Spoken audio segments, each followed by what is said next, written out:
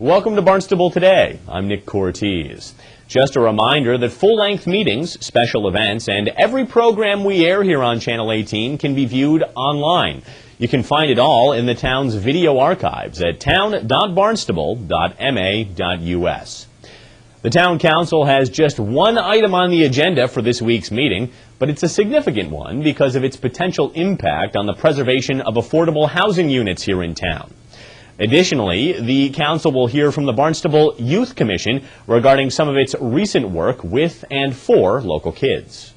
To get you up to speed on what to expect from this week's Town Council session, we sat down with Assistant Town Manager Tom Lynch for more details. Now, Tom, not a very busy agenda per se for Thursday night, but a couple of things to discuss nonetheless. What I think is going to be a really nice thing is the Town Council's chance to hear a presentation from the Barnstable Youth Commission, not only to hear what they've accomplished over the past year or however long it's been since they've last been before the Council, but also I think as a refresher, not only to the Council, but to the people of the town of Barnstable as to what the Youth Commission is and what it does. So let's talk a little bit about that right now.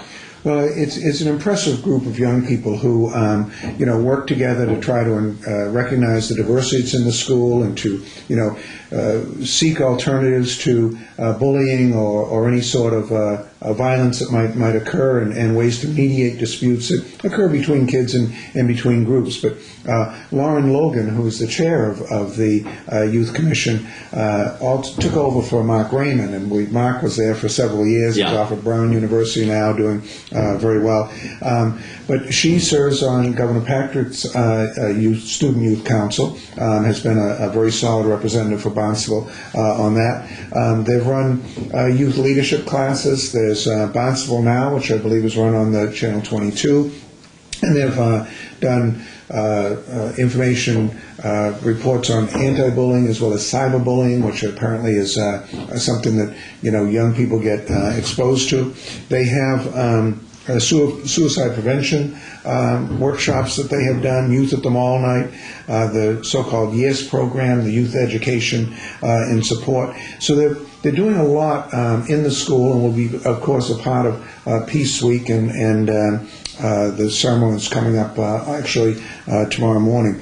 5 of the children, the kids understand, they're going to be recognizing at Peace Week those that seek alternatives to violence and bullying and things like that. So it's an impressive group. They'll have a PowerPoint presentation, and the council, I think, is always very attentive to what and listen to what the young people have to say. Now, that event that you were talking about is the annual Peace Week breakfast at the high school tomorrow, right? And they're going to recognize over 100 kids who have sought ways to either mediate or be involved in keeping the school, running smoothly and not being, being a safe environment for all. And that's something the school superintendent has stressed right from the start, is keeping the school safe and to have role models. And these kids will step in and they'll be, to help other kids to keep things smoothly running. I think that it's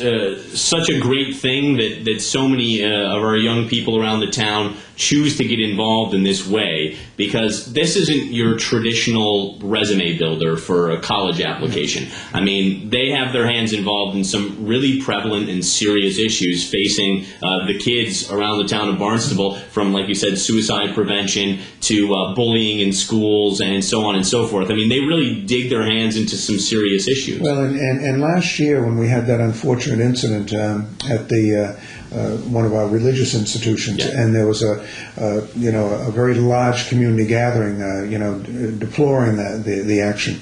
These were some of the young people that stood up, and for those that listened to their remarks, they were just so impressive. And it's pleased to see that there's a program like this and kids that are involved in this way. No question. And not only can you hear what the Youth Commission has been up to this Thursday night at the Town Council meeting, you can, as Tom mentioned, check out the show Barnstable Now as well, which is a Youth Commission produced show. And for airtimes on Channel 18, do make sure you visit the town's website and click on the Channel 18 button and take a look at the schedule.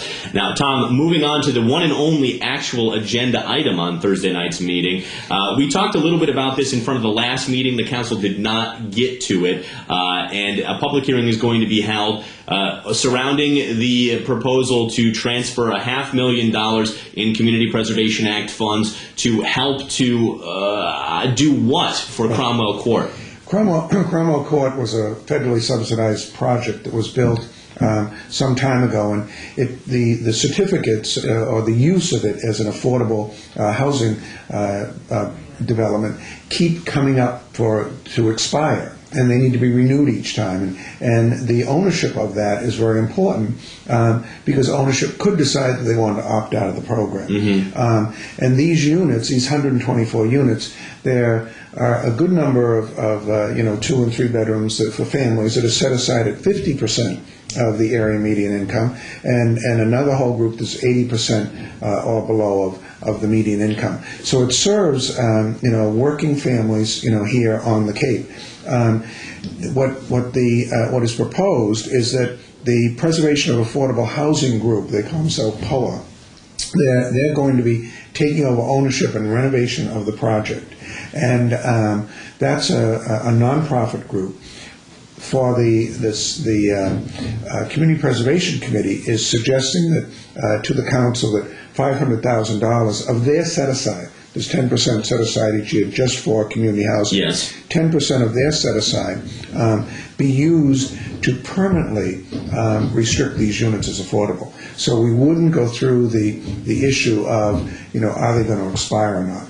The participating in this, I think, helps to preserve existing affordable housing, helps us to reach the 10% goal, renovates our property, brings in some very strong management with a long-term commitment. So I think there are a lot of positives. I'm sure the councilors will have questions of the Preservation of Affordable Housing group as well as the Community Preservation Committee, but it certainly seems to me something that would be a benefit to the citizens here in Barnstable. Now, the cost for POA, or the Preservation of Affordable Housing, to purchase the Cromwell Court development, here it says $13.2 million in change, and the town, through the CPA funds, will be contributing $500,000. So how does that work? Is it essentially a grant that's being given to POA to help purchase this? Yeah, I think, if you follow, how affordable housing projects are done, it's some of the most complicated financing because there are several groups that will put money in, but it's always just small chunks. Okay. I mean, $500,000 is a small amount of money. Well, comparison to $13 million. They're $30 million projects, so there are tax credits involved. There are, other agencies, home or other programs that'll be putting in a portion of the funding. So we become a player in that and actually help make it work because while there are many sources, these sources, also have limited funds, and it's sometimes difficult to cobble it all together. So does the town end up having any type of administrative role in the Cromwell Court apartment thing, or is it just a strictly financial contribution? We'll get the financial. Well, we get the restriction. So, in other words, that's what we're really buying is the affordability of the project in perpetuity. Okay. And that takes that whole expiring use where they could go away and go into a private developer, a private go-to-market rate. We allowed the project to go in many years ago, and now we're permanently restricting it, which is a clear benefit. Yeah. Now, let's take a look at this week's remaining meetings. Wednesday, October 20th, there's an amnesty hearing in the Town Hall hearing room at 6 p.m. At 7:30 p.m., the Shellfish Committee meets in the MEA conference room on Finney's Lane. And on Thursday, October 21st, the Town Council meets in the Town Hall hearing room at 7 p.m. Well, that's all for now. I'm Nick Cortez, and we'll see you next time on Barnstable Today.